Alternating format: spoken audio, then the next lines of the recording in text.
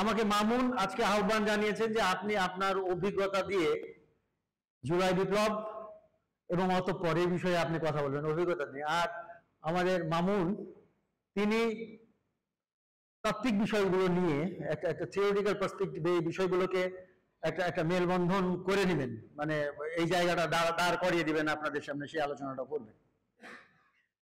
আমি প্রথমে ক্ষমা চেয়ে নিই যে আমি হচ্ছি ব্যবসার শিক্ষক, ম্যানেজমেন্টের শিক্ষক।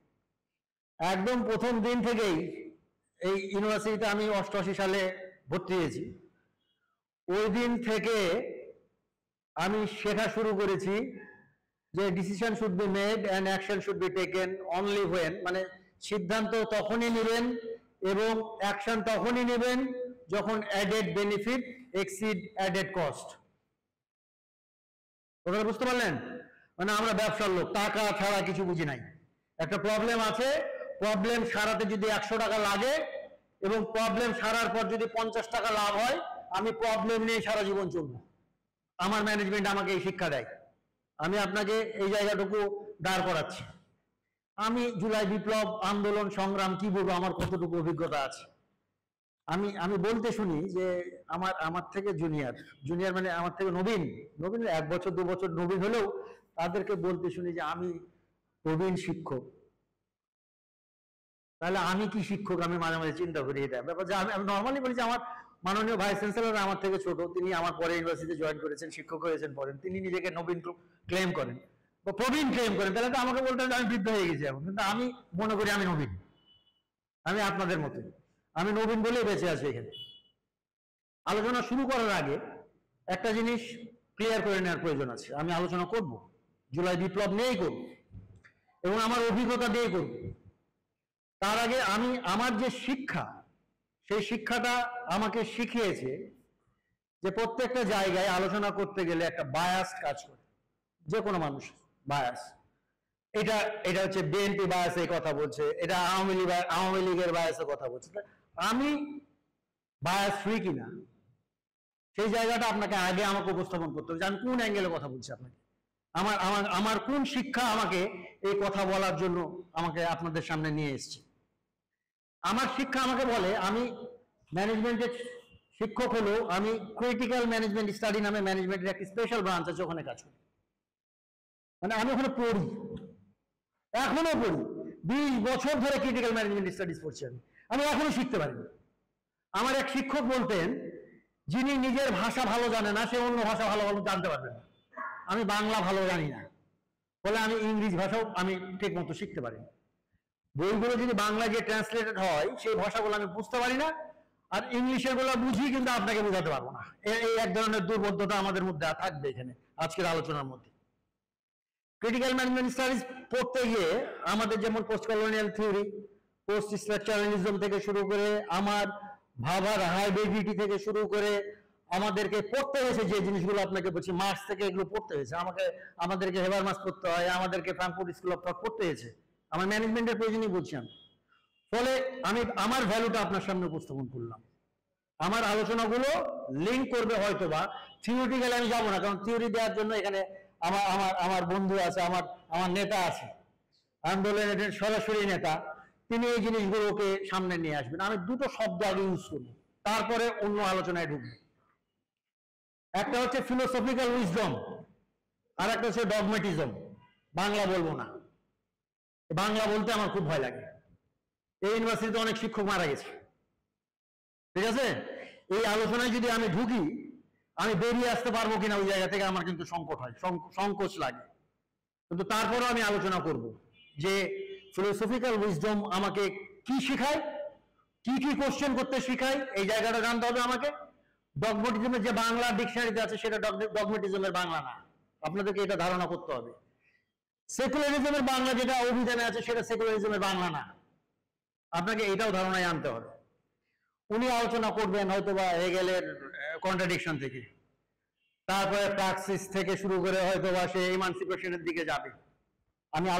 আমি ধারণা করছি, আমি জানি না উনি কোন দিকে যাবেন। আমি আলোচনাগুলোর ক্ষেত্রের কথা বলছি। আমি বাংলাদেশের এই প্রেক্ষাপটটা আলোচনা করার জন্য প্রথমেই বলি যে আমার বিশ্বাস হলো রিয়েলিটিজ আর socially and historically constructed and mediated by power relation. এই দুটো শব্দ আগে মাথায় রাখবেন, আমার আলোচনার বিষয়বস্তু এই জায়গায় হবে। যা দেখছেন এই হাসিনা আমরাই তৈরি করেছি, হিস্ট্রি তৈরি করেছে, আমরা প্রত্যেকে হাসিনা ছিলাম, ওই হিস্ট্রির পার্ট ছিলাম। এটা হচ্ছে আমার উপলব্ধি। আমি আমি আমি গোটা জায়গাটাই আলোচনা করতে চাই এখন এই জায়গায়। এখানে মামুন অনেক কিছু বলেছে যে আমরা নেগেট করতে পারবো না, হিস্ট্রিকে আমরা অস্বীকার করতে পারবো না, অনেক বড় বড় ইভেন্ট আছে, আমাদের অর্জন আছে। এখানে আলোচনা করতে গেলে যদি ধর্মের আলোচনা করি, প্রাচীন ধর্ম হিসেবে ইন্ডিয়া মানে হিন্দু ধর্মকে যদি সামনে নিয়ে আসি, তারও আগে আমাদের কামরূপ কামাখ্যা অমুক জায়গায় অমরত্বর জিনিস আছে, খুঁজে বের করতে হবে, এই প্রচেষ্টা, তাবিজ কবজ, এই বিষয়গুলো কিন্তু ধর্মেরও আগে এখানে ছিল। আমরা সবাই জানি, অ্যানথ্রোপোলজি বা অন্য জায়গায় যারা ছাত্র আছে কমিউনিকেশন, এরা জানি যে আমরা হিসাব কতদিন করতে পারি। আমরা বিজ্ঞান বলছে যে 3000 বছর আগে মানুষ ছিল, আমরা কতদিনের হিসাব বের করতে পেরেছি, এক ধরনের ব্যাপার আছে এখানে। ওই আলোচনায় না গিয়ে যদি আমি এই জুলাই বিপ্লবকে চিন্তা করি, জুলাই বিপ্লবকে চিন্তা করতে গেলে বাংলাদেশে এই এতদান্ত অঞ্চলে মুসলিমদের আগমন বিষয়গুলো একটা মাথায় রাখতে হবে। আমাদের শাসন আছে, আমাদের ব্রিটিশ শাসন সাথে শোষণ শব্দটা যুক্ত করবো, এটা আছে। এই জিনিসগুলোকে তো আমরা অ্যাভয়েড করতে পারবো না। ছিল আমাদের 52 ভাষা আন্দোলনের একটা ইতিহাস আছে, আমাদের 69 গণ অভ্যুত্থানের ইতিহাস আছে, আমাদের 71 মহান মুক্তিযুদ্ধের একটা ইতিহাস আছে, আবার 75 রক্তাক্ত ইতিহাসও আমাদের একটা আছে, তারপরে আমাদের 90 গণ অভ্যুত্থানের একটা হিসাব আছে, বুঝতে পারছেন? এবং তারপরে আমাদের জুলাই বিপ্লব, যেটা আমাদেরকে সামনে একটা এত বড় অপরচুনিটির জায়গা তৈরি করে দিয়েছে, মানে সেটা বিশাল। এবং এই বিশাল অপরচুনিটিটা মুহূর্তের মধ্যে হারিয়ে যাবে ইনারা যেটা করছেন সেটা যদি না করেন, প্রশ্ন যদি না করেন, লড়াইটা যদি অব্যাহত না রাখেন। আপনারা মনে রাখবেন 6 তারিখে আমাদের শিক্ষক নেটওয়ার্কে স্যার নেতৃত্ব দিয়েছিলেন আমাদেরকে, যে আমাদেরকে দাঁড়াতে হবে এই লুটপাট এবং সাম্প্রদায়িক হামলার প্রতিবাদে।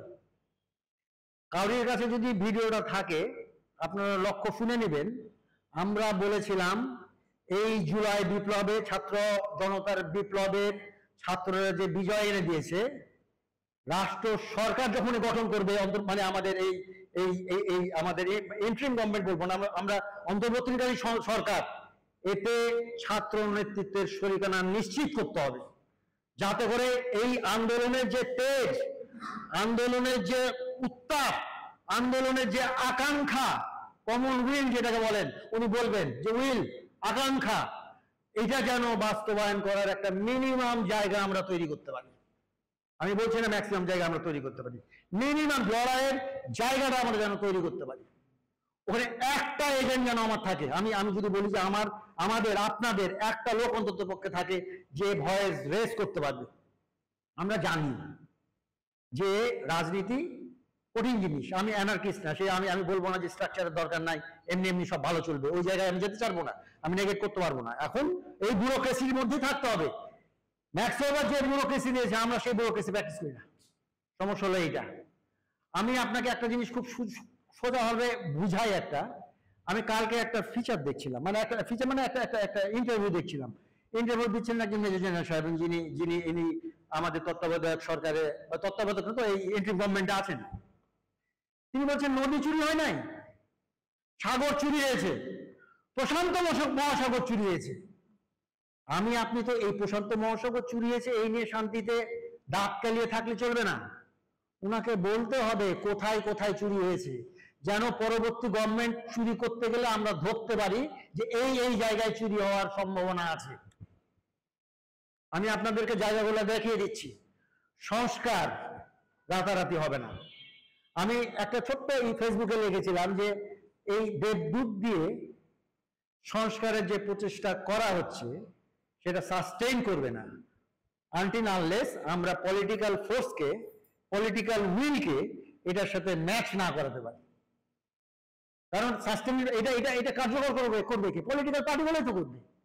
ফলে পলিটিক্যাল পার্টির মধ্যে সংস্কার আনতে হবে, নির্বাচনের শর্ত আনতে হবে, আপনাদের দাবি জানাতে হবে যে নির্বাচনের শর্ত এমন হতে হবে যাতে করে যারা পলিটিক্যাল পার্টি নির্বাচনে অংশগ্রহণ করবে টিকিট পেয়ে গেছেন, এটা দ্যাট ইজ নট এনাফ।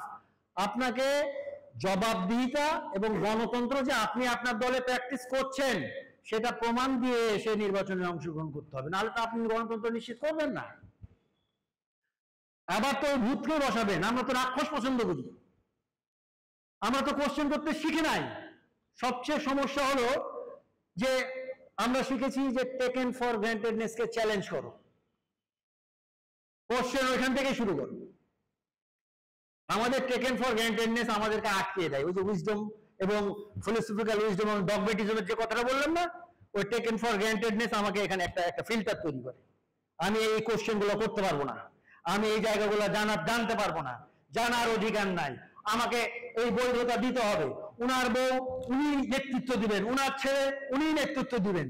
এই বাদশাহী কাণ্ড কারখানা, এই রাজা বাদশার কাণ্ড কারখানা যে আমরা বাংলাদেশে চালু রেখেছি, সেটা আমাদেরকে এই সুযোগে বন্ধ করতে হবে, নাহলে আর কখনোই পারবো না। পারবো না তা না, আবার হয়তো পারবো।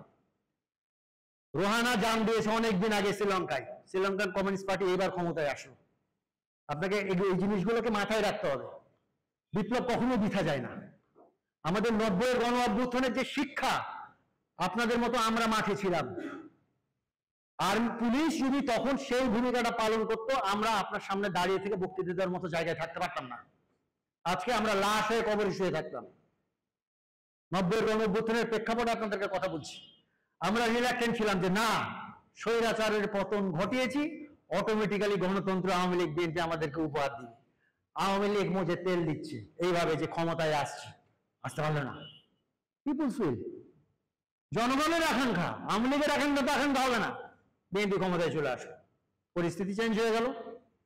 সারা জীবনের রাজাকার, 72-71-এর মুক্তিযুদ্ধের পরে রাজাকারকে আমরা ওনারা আওয়ামী লীগ ব্যান করলেন, তার সাথে পরে রাজনৈতিক মেলবন্ধন তাদের হলো গাছছড়া।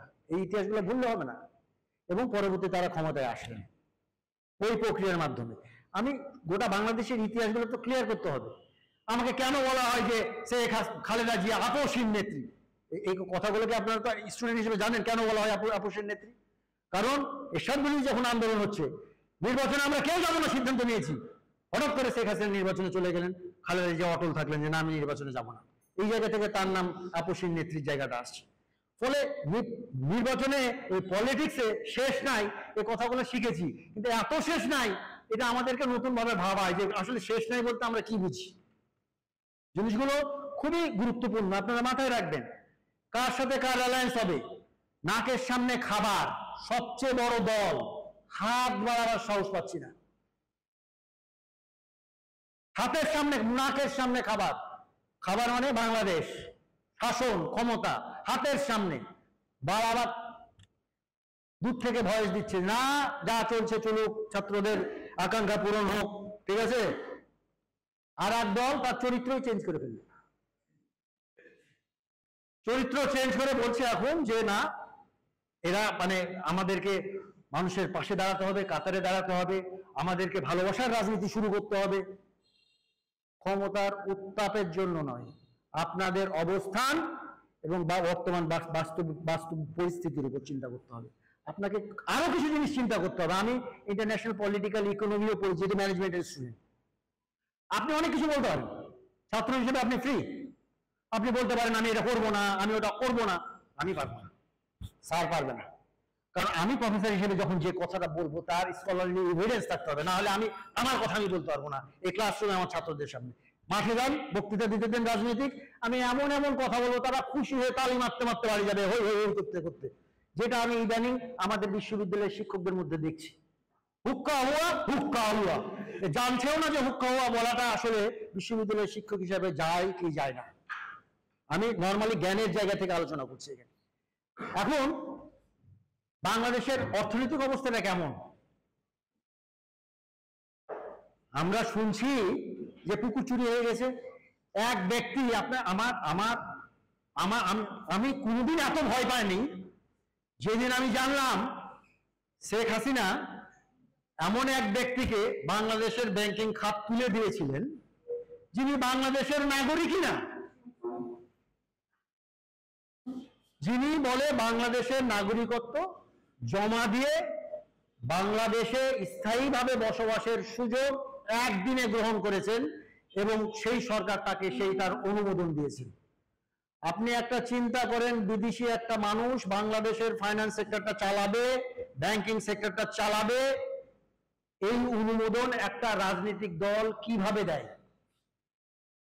লক্ষ কোটি টাকা, কত লক্ষ কোটি টাকা ওনারা বলছেন না, কিভাবে পাচার হচ্ছেন বলছে না।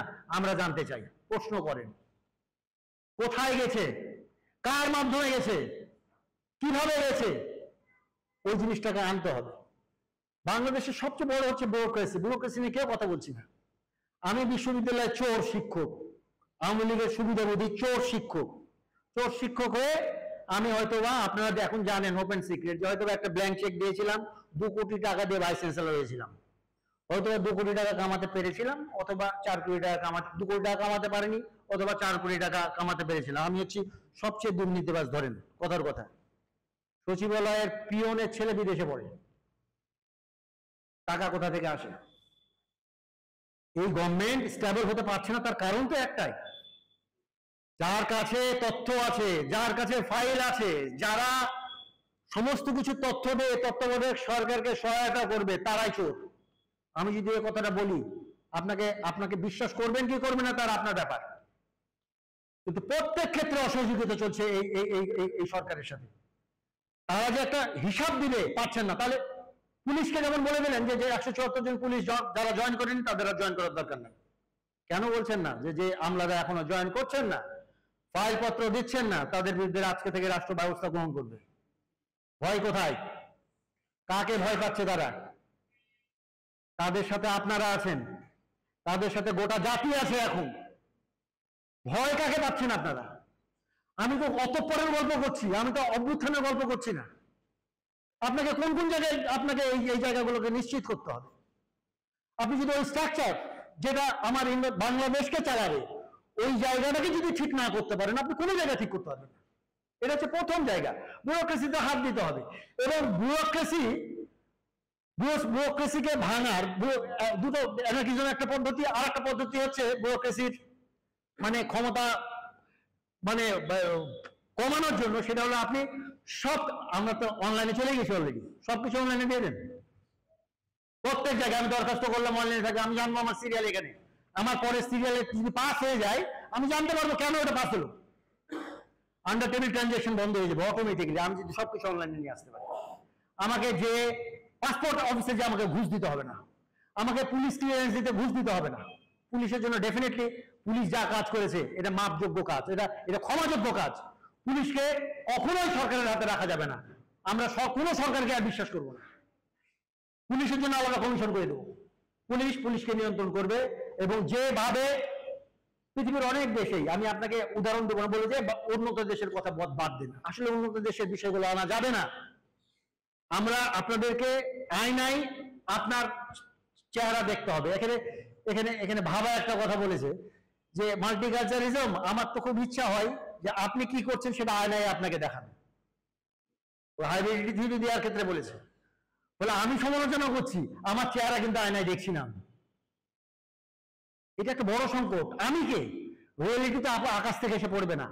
আমি যে দেবদূতের কথা বলছি, এটা তো হচ্ছে সেই প্রিন্স, এটা হচ্ছে সেই ম্যাকিয়াভেলির সেই প্রিন্সের কথা আমি বলছি, যেটা বাস্তবে কখনো হবে না। এটা থিওরিটিক্যাল একটা কনসেপ্ট।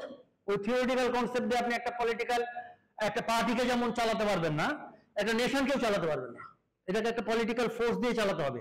একজন প্রশ্ন করেছেন, আমি নিউটন ভাইয়ের খাতায় দেখলাম, বিপ্লবী পার্টি ছাড়া বিপ্লব হয়নি। বিপ্লবী পার্টি ছাড়া বিপ্লব হয়নি, হয়েছে। এবার এটাই দেখেন, এটাই স্বীকার করেন যে বিপ্লব হয়েছে। এটা কিভাবে হয়েছে তখনই বলবো যখন এর ফসল বিপ্লবীরা ঘরে তুলতে পারবে। আর যদি না পারে, 90 যেমন আমাদের অর্জন ছিনতাই হয়ে গেছে, আপনাদের অর্জনও ছিনতাই হয়ে যাবে। আপনি চেয়ে চেয়ে দেখবেন, চেয়ে চেয়ে দেখলাম, তুমি চলে গেলে, চেয়ে চেয়ে দেখলাম, কিছু করার থাকবে না। ফলে আমি কিন্তু আমার ছাত্রদেরকে বলি, আমি সবাইকে বলি, যেটা ঘরে ফিরে আসার সময় নাই, করেছো বাবা, এখন বাড়ি চলে আসো। আপনারা বলেন, এই শেখ হাসিনাকে ফেলেছি, যদি 7 সিস্টারে লাগে কল দিস, তার আগে ডাকিস না। আপনাদের জেনজির মানসিকতার কথা বলছি। তুই এটার সাথে ছিলি, আমি এটার সাথে নাই। এই যে কথাগুলো আপনারা বলছেন, এখন প্রত্যেকটা পদক্ষেপ কিন্তু আপনাকে খুব সতর্কভাবে নিতে হবে। আপনার একটা পদক্ষেপ, আমি আজকে এখানে আপনাকে দাঁড়িয়ে এই স্টেটমেন্টটা দিলাম, আপনারা সমন্বিতভাবে যদি পদক্ষেপ নিতে ব্যর্থ হন, গোটা বাংলাদেশের আন্দোলনকারীকে যে কোনো পন্থায় একত্রিত করতে না পারেন, উপরের লেভেলে যারা এখন নেতৃত্ব দিচ্ছে তাদেরকে আর খুঁজে পাবেন না। তারা বিপদগ্রস্ত হবে, তারা দিশাহারা হবে, তাদের জীবন নিয়ে সংশয় তৈরি হবে। কথাটা আমি কিন্তু আমার অভিজ্ঞতা দিয়ে বলছি। উনি আমাকে বলেছেন আপনি অভিজ্ঞতা দিয়ে কথা বলবেন, আমি থিওরি চালাচ্ছি না এখানে কোনো। এখন এই লড়াইটাকে আমাকে অব্যাহত রাখতে হবে। ক্লাসরুমে আছেন, ক্লাসরুমে বা বাইরে লড়াইটাকে অব্যাহত রাখতে হবে। এখানে আমি বলছি না, আমি এক জায়গায় বলেছিলাম যে আন্দোলন হয়েছে, আবার নতুন নতুন সমন্বয়ক আন্দোলনের পর কেন তৈরি হচ্ছে? নতুন নতুন সমন্বয়কের দরকার নাই তো। যে সমন্বয়করা মিলেই আপনারা যে আন্দোলনটা করেছেন সেটাকে একটা সেন্ট্রাল রূপ ধারণ করেন যে কোনো উপায়ে। এই দাবিটা আপনারা জানান, প্রাইভেট পাবলিক সব মিলে এটাকে কিভাবে একটা জায়গায় দাঁড় করানো যায়। আন্দোলনে শুধুমাত্র ঢাকা ইউনিভার্সিটি করে নাই, আন্দোলন শুধু রাজশাহী ইউনিভার্সিটি করে নাই। যখন ঢাকা ইউনিভার্সিটি ফেল করেছে, ব্যাক দাঁড়িয়ে গেছে। ব্যাক ফেল করেছে, নর্থ সাউথ দাঁড়িয়ে গেছে। নর্থ সাউথ ফেল করেছে, ইউল্যাব দাঁড়িয়ে গেছে। আপনাকে জিনিসগুলো মনে রাখতে হবে। এই শাসক, গত শাসক একদিন স্বস্তিতে নিঃশ্বাস নিতে পারেনি আপনাদের বিভিন্নভাবে এই বিচ্ছিন্ন বিচ্ছিন্ন সমন্বিত আন্দোলনের জন্য। এখন যদি আপনি কাউকে পর করে দেন, আপনি পর হয়ে যাবেন, কোনো কিছু বাস্তবায়ন করতে পারবেন না। ফলে চিন্তা আমি আমার নেতাকেই দিতে চাই, কারণ উনি রাজনৈতিকভাবে এই আন্দোলনের সেন্ট্রালের সাথে কানেক্টেড। আমি না, উনি ডাকলে আসি, আমি মামুন ডাকলে আসি, আমি সুস্মিন ডাকলে আসি। এটা হচ্ছে আমার বক্তব্য বলছি। ফলে এই রাষ্ট্র কাঠামোর যাদের সম্ভাবনা সুযোগ আছে তারা একটা নেটওয়ার্ক তৈরি করেন, এখন আপনি বলছেন যে এর মাধ্যমে আমরা কি ধরনের রাষ্ট্র চাচ্ছি, আমরা কি ধরনের সংস্কার করে কি ধরনের রাষ্ট্র যেতে চাই, এটা কিন্তু একটা খুব জরুরি প্রশ্ন। এখন ব্রুনো লাতুরের মতো যদি বলি আমি যে প্রি মডার্ন এবং পোস্ট মডার্ন, যে পিউরিফিকেশন এবং মেডিয়েশন এগুলো চালিয়ে আপনি ওই জায়গায় যাবেন, ওই চিন্তা এখানে করলে হবে না। আপনাকে আপনার চরিত্র জানতে হবে, জাতীয় চরিত্র, এটার কালচার সম্পর্কে আপনার ধারণা রাখতে হবে, কোনটুকু পর্যন্ত প্রোগ্রেস করে নিয়ে যেতে পারবেন একটা থট। এখানে রিলিজিয়ান ফ্যাক্টর, স্পিরিচুয়ালি ফ্যাক্টর, অনেক কিছু ম্যাটার কাজ করে। You get my point? ওই জায়গা থেকে এই আন্দোলনটাকে সামনে কিভাবে নিয়ে যাবে, আমি যে কথাটা মিস করছিলাম, গোটা বাংলাদেশের ইকোনমি নাই। আজকে বাংলাদেশ ব্যাংকের গতকালকে গভর্নর বলছেন যে আমি টাকা ছাপিয়ে আপাতত সংকট মোকাবেলা করতে পারি, কিন্তু এটা দীর্ঘমেয়াদী আমাদের সংকট মোকাবেলা করতে সহায়তা করবে না। বিএনপি জানে টাকা নাই, জামাত জানে টাকা নাই। আমি তো দুটো পার্টির কথা বলছি, থার্ড একটা পার্টি, বড় পার্টি আছে, ও একটা তো কথাই বলতে পারছে না, জাতীয় পার্টি ভোট বেশি আছে কিন্তু একটা কথাই বলতে হবে, জানে না যে কি কথা বলতে হবে এই অবস্থা। ঠিক আছে, ও ভাবতে পারছে না যে আমাকে 14 দলের মধ্যে মনে হচ্ছে নাকি আমাকে বাইরে মনে হচ্ছে, আমি বাইরে মার খাবো নাকি আমি দাঁড়াতে পারবো না ভোটে অংশগ্রহণ করতে পারবো, তার একটা ডেলিমার ভিতরে আছে, এক ধরনের কন্ট্রাডিকশনের মধ্যে আছে। আমি ওর কথা বাদ দিলাম, আমি দুটো ফোর্স মাঠে, আমি রাজনৈতিকভাবে 3টা ফোর্স এখন মাঠে আছে। এখন আপনারা যারা ছাত্র জনতার গণঅভ্যুত্থানকে নেতৃত্ব দিয়েছে, আমি যদি আলাদাভাবে বলি জামাত ইসলামী এবং বিএনপি, একটা কথা সবার সাথে আমি বলি, বিএনপি জামাতের ক্ষমতা ছিল না এই আন্দোলন করা। এটা একদম জোর গলায় যে কোনো জায়গায় দাঁড়িয়ে আমাকে যদি বলেন যে ভাই ধর্মকরমে দাঁড়িয়ে বলতে হবে, আমি রাজি আছি বলতে, পারলে তার অনেক আগেই। যদি জামাত ইসলাম পারতো তাহলে তার লোকগুলোকে ফাঁসিতে দেওয়ার আগেই তারা এই কাজটা করে ফেলতে পারতো, তারা পারে না। হেফাজতও পারে নাই, হেফাজত যদি পারতো তাহলে তারা আগে করে ফেলতে পারতো। বিএনপিও পারে নাই, পারলে বিএনপি অনেক আগে করে ফেলতে পারত। বিএনপি জামাত হেফাজত যুক্ত ভাবে পারে না, পারলে এটা আগে they waited, that you remember one. তারা অপেক্ষা করেছে, তারা যে আপনাদের সাথে অংশগ্রহণ করেনি তা না, কিন্তু ব্যাপারটা হচ্ছে নেতৃত্ব আপনি দিয়েছেন, আপনার নেতৃত্বে তারা নিজেদেরকে সেফ মনে করছে, আমি বলবো না যে তারা ছদ্মবেশ ধারণ করেছে, তাদের পলিটিক্যাল স্কিলস, কে কি করবো। নেতৃত্ব দিয়েছে তো বৈষম্য বিরোধী ছাত্র সমাজ, ছাত্র আন্দোলনেরা দিয়েছে। বৈষম্য বিরোধী সামনে থাকে, এর বিকল্প কেউ নাই। আপনারা কাউকে স্বীকার করবেন, কাউকে স্বীকার করার প্রয়োজন না। এখন যে অবস্থায় আছেন, আপনাদের জায়গা থেকে দাবিগুলোকে শানিত করবেন। ক্ষমতাতে আপনি আসবেন না, ধরেন যে আপনার রাজনৈতিক, প্রথমে শুনছিলাম যে রাজনৈতিক দল গঠন করবেন, জামাতে ইসলামের যদি সেই পিপুলস উইল যদি থাকে, তাদের যদি সমর্থন থাকে, গভর্নমেন্ট গঠন করবে নির্বাচনের মাধ্যমে। একদম পরিষ্কার গণতান্ত্রিক প্রক্রিয়া এটা, এটাকে বাধা দেওয়ার আমার কোনো সুযোগ নেই, বক্তব্য দেওয়ার সুযোগ নেই। বিএনপি যদি ক্ষমতা মানে নির্বাচনের মাধ্যমে ক্ষমতায় আসতে পারে, যদি জনগণ তাদেরকে ম্যান্ডেট দেয়, তারাই ক্ষমতায় আসবে। আমার কথাটা একদম ভেরি ক্লিয়ার। এই ক্ষেত্রে আমার কোনো মানে মানে বাছ বিচার নাই। জনগণ যেটা চাবে সেটাই। আমি আপনি কিছু করতে পারবো, তখনই করতে পারবো যখন জনগণের মধ্যে আমার চেতনাটা শানিত থাকবে। জনগণ যখন মনে করবে যে আমার আকাঙ্ক্ষা তারা ধারণ করে সামনে এগিয়ে যাচ্ছে, ফলে যে কোনো মূল্যে এদেরকে সমর্থন আমাদেরকে দিয়ে যেতে হবে। কিন্তু আপনি দেখেন, এটা বৈষম্য বিরোধী ছাত্র না, সারা দেশে এটা মব, আমাদের জাস্টিস বলেন, মব কিলিং বলেন, মব সন্ত্রাস বলেন, যে নামেই অভিহিত করেন, এগুলো কিন্তু আপনারা কেউ করছেন না। কারা করছে? এটা করার কারণটা কি? এটা করে তারা জাতির সামনে কি মেসেজ দিতে চাচ্ছে? সামনে কিন্তু জামাত ইসলামী নেই, সামনে বিএনপি নাই, সামনে আওয়ামী লীগ নাই, জাতীয় পার্টি নাই। আওয়ামী লীগের বেতন তারা থাকতে পারে, সেটা পরের প্রশ্ন। এই কাজগুলো কে করছে? যেই করুক, ব্লেম আপনাদের ঘাড়ে আসবে। এই জিনিসটা কি আপনারা বুঝতে পারেন? যেই করুক, যেভাবেই করুক, সমগ্র দোষ আপনার ঘাড়ে আসবে। এটা একটা প্রক্রিয়া যার মাধ্যমে আপনাদেরকে ক্রমশ শক্তিহীন করে, জনপ্রিয় করে আপনাদেরকে মার্জিনালাইজ করার একটা প্রচেষ্টা যে কোনো ভাবে, যে কোনো পক্ষ থেকে নেওয়া হচ্ছে। এই ব্যাপারে আপনাদেরকে সতর্ক থাকতে হবে।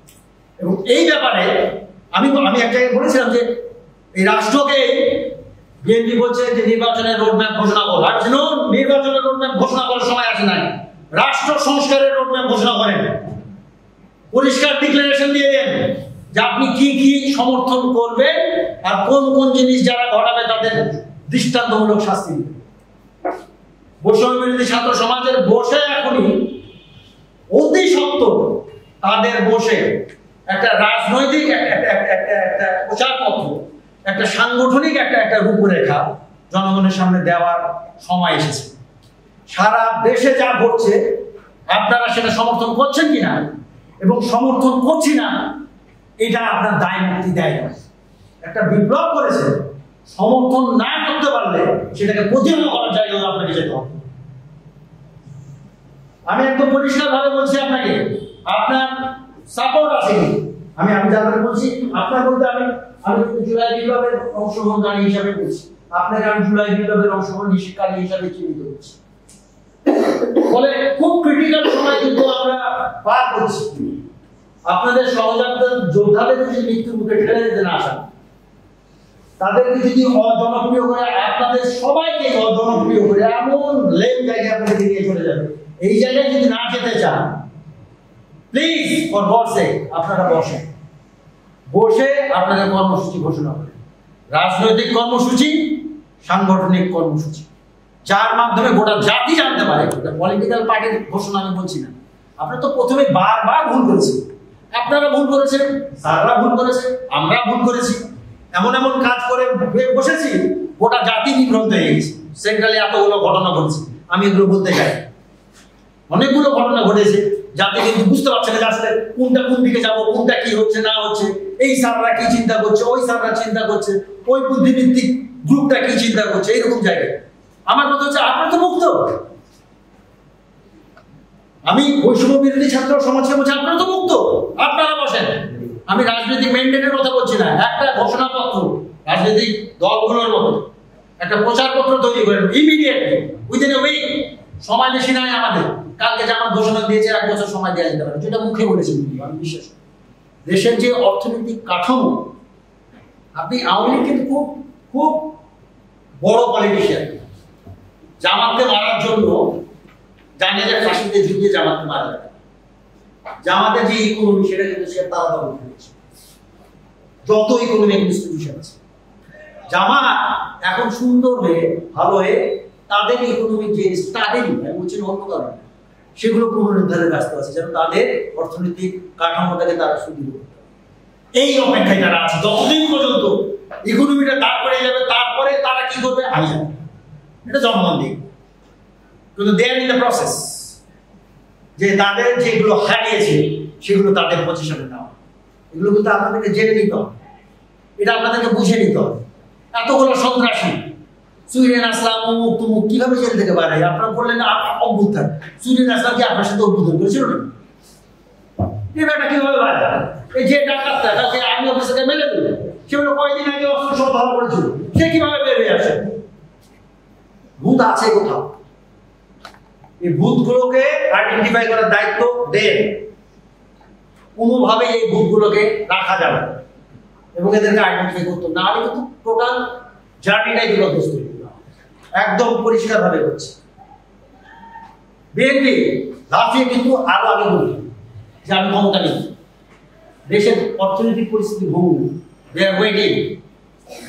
আমাদের আমাদের উপদেষ্টা সাহেব ভিক্ষা টিকা করে বিভিন্ন জায়গা থেকে নিয়ে এসে ব্যালেন্স অফ পেমেন্টটাকে অ্যাডজাস্ট করে দিন, রাষ্ট্রটা একটু দাঁড়া, যে জায়গায় দাঁড়িয়ে আমি কিছুদিন সাহায্য না পেলেও মাতবরি করতে পারবো, এখন দাঁড়ালে জান যে মাতবরি করা কত কত দামে কত চাপ। দেশ সেই জায়গায় অর্থনীতি দাঁড়িয়ে আছে, এটা ইউনুস এবং এই তত্ত্বাবধায়ক সরকার এদের একটা প্রচেষ্টা, এই যদি ব্যর্থ হয়ে যায় এই দেশের, এটাকে আমরা ম্যানেজমেন্টের ভাষায় বলি পয়জন পিল। হাসিনা দেশকে পয়জন পিল খাইয়ে দিয়েছে, এত লেস ইমপ্লিসিট করে দিয়েছে যে বিএনপিও চিন্তা করছে যে এই জায়গায় গেলে আমি চালাতে পারবো কিনা, টাকা পেয়ে দিতে হবে। অযথা অযথা কোনো এমন বক্তব্য স্থাপন করেন না যেটা ইন্টারন্যাশনাল পলিটিক্যাল ইকোনমির সাথে না যায়। বাংলাদেশকে বেঁচে থাকতে হলে রাজনৈতিকভাবে সার্বভৌমত্ব রক্ষার জন্য, তার অর্থনৈতিকভাবে বেঁচে থাকার জন্য বিভিন্ন বন্ধু রাষ্ট্র লাগবে। আমরা চারিদিকে যদি শত্রু রাষ্ট্র তৈরি করে রাখি, আমেরিকা থেকে এসে বাংলাদেশে বন্ধুত্ব রাষ্ট্র এসে আমাকে কোনো এই বিপদ থেকে রক্ষা করতে পারবে না। খুব ক্লিয়ার, চায়না পরাশক্তি, বার্মাকে কোনো একটা ইস্যুতে আমাদের হাসিনার সাথে তার যায় না, বার্মা থেকে ঢুকিয়ে দিয়েছে 20 লাখ, বুঝেন ব্যাপারটা। এখন এই আশা যখন হলো, আর এক দেশ বলছে যে যতগুলো আছে আমার দেশের মুখ অঞ্চলে সবগুলোকে ঠেলে পাঠাবো বাংলাদেশে, কিন্তু রেডি হবে। ইন্টারন্যাশনাল পলিটিক্যাল ইকোনমির ব্যাপার, ফলে we need to take decision. মুখে কোনটা বলবো, কোনটা বলা ঠিক হবে, কোনটা বলতে গেলে আমার বিপ্লব বাধাগ্রস্ত হবে, আমি বিপ্লবে দাঁড়াতেই পারবো না। বিপ্লব করে শেখ হাসিনাকে ফেলে দেওয়া তো কোনো কাজ না, এই কাজে তো আপনারা ছিলেন না, আপনারা দেশকে একটা বিনির্মাণের কাজে আছে, নাহলে এই আলোচনা করতে আমাদেরকে ডাকতেন না, আপনারা বলছেন। তো দেশকে যদি করতে হয় তাহলে এই দেশকে করার জন্য ইকোনমিক্যালি পলিটিক্যালি আমার বন্ধু রাষ্ট্র লাগে, সেইগুলোর বিষয়ে আমরা আপনারা মাথায় রাখি। এবং একটা আমাদের পররাষ্ট্রনীতিটা কি হবে সেক্ষেত্রে আমাদের ভাবনার বিষয় আছে। আপনাদের উপর চাপ তৈরি হয়েছে, এমন একটা কন্ট্রাডিকশন আপনাদের ভিতরে ইনজেক্ট করার চেষ্টা করা হচ্ছে, যার মধ্যে থেকে আমরা বেরিয়ে আসতে পারছি না, এবং ওটা আমাদের টোটাল বাংলাদেশের অবস্থায় কিন্তু বাধাগ্রস্ত হচ্ছে। এখন হেড ট্যাক্সে গন্ডগোল হওয়ার কোনো কারণ নাই, কোনো কারণ নাই হেড ট্যাক্সে গন্ডগোল হতে হবে। হেড ট্যাক্সে গন্ডগোল হচ্ছে, ওখানে নিশ্চয়ই কোনো কিছু ব্যাপার আছে, আপনাকে এটা বুঝে দিতে হবে। আর একদিকে একটা প্রবলেম হলো, ওটাও একটা পলিটিক্যাল ইকোনমির ব্যাপার আছে। আমাকে চায়না, আমাকে পাশে ইন্ডিয়া, এই দুটো বড় রাষ্ট্র, তার সাথে স্ট্র্যাটেজিক রিলেশনশিপ আমরা কি মেনটেন করব সেটা নির্ধারণ করতে হবে। আমি বলছি না কিভাবে দাসত্ব, আমার কথা হচ্ছে এদের সাথে স্ট্র্যাটেজিক অ্যালায়েন্স আমাদের করতে হবে এজ এ নেশন স্টেট। একটা রাষ্ট্র হিসাবে এদের সাথে আমাদের বোঝাপড়া করতে হবে। আমি এও জানি যে এই মানে আমেরিকার আর মেক্সিকার বর্ডারে যতগুলো মানুষ মারা গেছে গুলিতে, তার থেকে বেশি মানুষ আমাদের বর্ডারে মারা গেছে। না তো কিছুই নাই, ওখানে যায় এখানেও তাই গরু আনতে গেলো, ডাল আনতে গেলো, চাল আনতে গেলো, মানুষ মারা গেছে। এই জিনিসগুলো মাথায় রাখতে হবে, আমাদের ফরেন পলিসিটাকে স্ট্রং করতে হবে। কিন্তু আমাদের বন্ধুত্বটা, স্ট্র্যাটেজিক অ্যালায়েন্সটাকেও আমাদের রক্ষার জন্য আমাদের একটা এজেন্ডা রাখতে হবে। আমার কথা হয়তো আপনার এই জায়গাগুলো ভালো লাগছে, কারণ আপনি এক ধরনের চিন্তা নিয়ে আছেন, এক ধরনের বিপ্লবী মানসিকতা নিয়ে আছেন। কিন্তু একটা দেশের এক্সিস্টেন্সের জন্য আমাদের যা যা করার প্রয়োজন সেটা কিন্তু এখন শুরু করেছে, পড়াশোনা নীতিতে শুরু হয়েছে। আপনার দেখছেন আপনার সাথে অনেক ম্যাচ করবেন, আপনার মনে হচ্ছে যে ম্যাচ করছেন, এই কালকে এই কথা বললে, আজকে এই কথা বলেছে, কালকে আপনার সাথে ভেসে এই কথা বলেছে, আজকে সে রিয়েল গ্রাউন্ডে দাঁড়িয়েছে, রিয়ালিটিতে দাঁড়িয়েছে, হিস্টোরিক্যালি এবং সোশ্যাল রিয়ালিটির উপর দাঁড়িয়ে সে কথা বলছে। আমি যে কথাটা একটু আগে বললাম, reality socially and historically constructed and এখানে পাওয়ার রিলেশন আছে। আমার খুব বড় ব্যাপার, আমাদের পাওয়ার কতটুকু এটুকু কিন্তু আমাকে মাপতে হবে। কথা বলার সময় পাওয়ার কতটুকু মাপতে হবে, তার মানে দাসত্ব করতে হবে। আমি আমার পাওয়ার নিয়ে দাঁড়িয়ে থাকবো, সার্বভৌমত্বের জন্য আমি জীবন দিব, এই ক্ষেত্রে আবশ্যক। আমার রাজ্যে যদি কোনো হামলা হয় আমি জীবন দিতে প্রস্তুত আছি, সেই ক্ষেত্রে কোনো আবশ্যক। কিন্তু আমাকে মাথায় রাখতে হবে যে আমি ডিসিশন যেগুলো নিচ্ছি সেগুলো যেন পলিটিক্যালি, ইকোনমিক্যালি, সোশ্যালি কারেক্ট। আর স্ট্রাকচারের কথা যেটা বললাম, যে প্রত্যেকটা আমাদের ব্যুরোক্রেসিতে বিভিন্ন বিভাগ আছে, এগুলোতে আমি ছোট্ট একটা উদাহরণ দিচ্ছি। ইউনিভার্সিটিতে আমার সবচেয়ে আমার তাত্ত্বিক বন্ধু, আমি বিভিন্ন ভাইকে আমার গুরু মানি, উনি বক্তব্য দিলেন ইউনিভার্সিটিতে কিরকম বিশ্ববিদ্যালয় চাই। আমি বলছি বিশ্ববিদ্যালয়ে কিছু চাই না, 73 অধ্যাদেশ যা আছে না, কিছু চাই না। খালি ভাইস চ্যান্সেলরকে বলেন প্রত্যেকটা নিয়োগ ওপেন করে দেবে, উনি নিয়োগ করে বসবে, কমিটি নিয়ে ছাত্র ছাত্রী অভিভাবক দেখবে কি হচ্ছে, তারপরে সিদ্ধান্ত হবে যে কাকে তারা নিয়োগ দিলেন। এই গাছ যদি থাকে এখানে খারাপ নিয়োগ একটা হবে। আমার কথা বুঝতে পারলেন?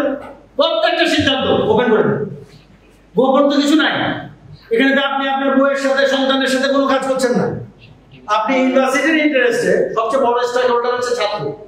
আপনাকে ছাত্রকে বাদ দিয়ে আপনি ইউনিভার্সিটি চালিয়ে আসছেন, এতদিন ধরে চলে আসছে, এটা হতে পারে না।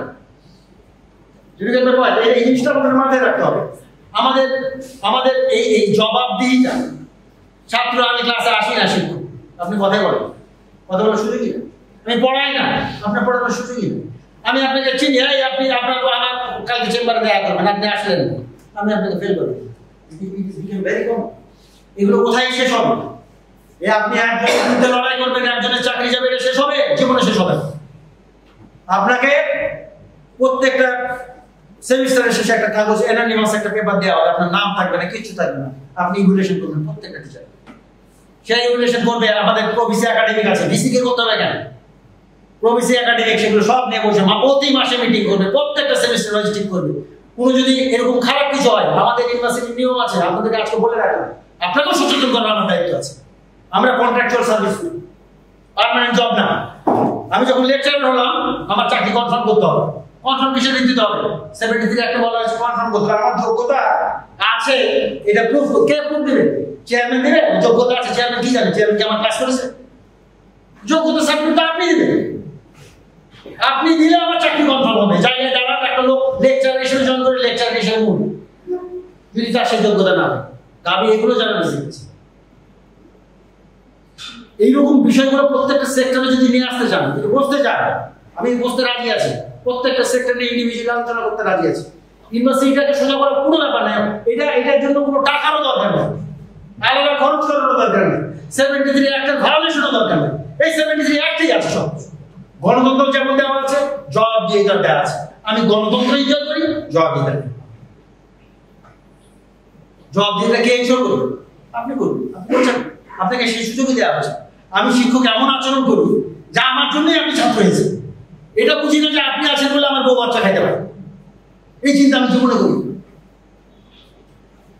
আমার চাকরি হয়েছে আপনার জন্য, আমাদের প্রত্যেকের চাকরি হয়েছে আপনাদের জন্য।